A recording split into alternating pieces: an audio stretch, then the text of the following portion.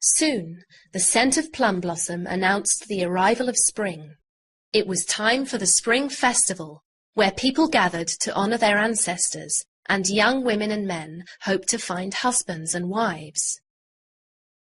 "Oh, how I would love to go," Yeh-Hsien sighed. "You," said the stepsister. "You can't go." "You must stay and guard the fruit trees," ordered the stepmother. So that was that. Or it would have been if Yeh-Hsien had not been so determined. Once her stepmother and stepsister were out of sight, Yeh-Hsien knelt before her fishbones and made her wish. It was granted in an instant. Yeh-Hsien was clothed in a robe of silk, and her cloak was crafted from kingfisher feathers.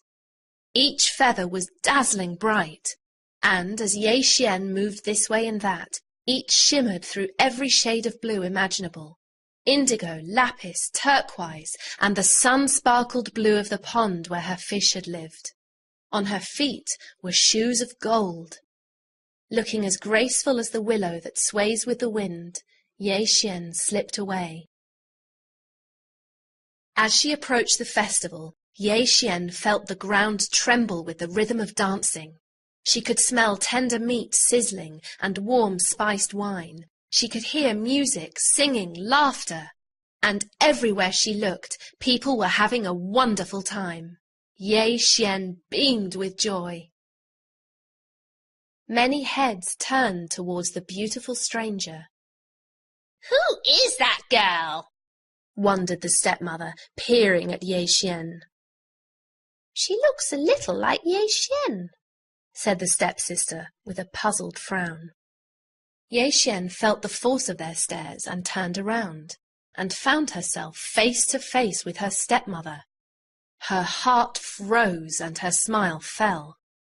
Yeh-Hsien fled in such a hurry that one of her shoes slipped from her foot, but she dared not stop to pick it up, and she ran all the way home with one foot bare. When the stepmother returned home, she found Yeh-Hsien asleep, with her arms around one of the trees in the garden. For some time she stared at her stepdaughter. Then she gave a snort of laughter. "How could I ever have imagined you were the woman at the festival? Ridiculous!" So she thought no more about it. And what had happened to the golden shoe? It lay hidden in the long grass, washed by rain and beaded by dew. In the morning a young man strolled through the mist. The glitter of gold caught his eye. "What's this?" he gasped, picking up the shoe. "Something special." The man took the shoe to the neighboring island, Do-Han, and presented it to the king. "This slipper is exquisite," marveled the king, turning it over in his hands. "If I can find the woman who fits such a shoe, I will have found a wife." The king ordered all the women in his household to try on the shoe, but it was an inch too small for even the smallest foot. "I'll search the whole kingdom," he vowed, but not one foot fitted.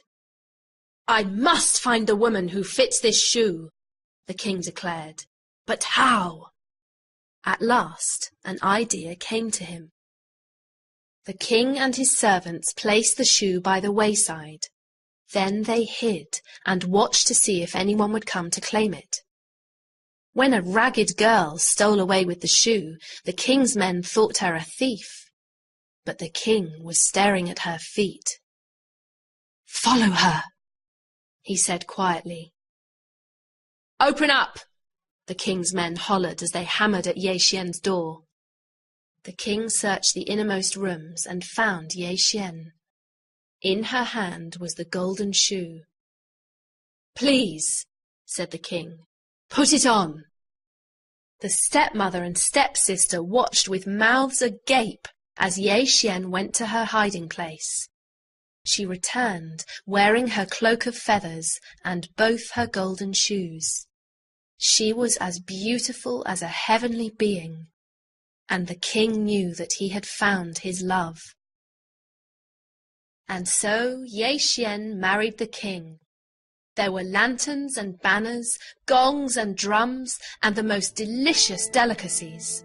The celebrations lasted for 7 days. Yeh-Hsien and her king had everything they could possibly wish for. One night they buried the fish bones down by the seashore, where they were washed away by the tide. The spirit of the fish was free to swim in sun-sparkled seas forever.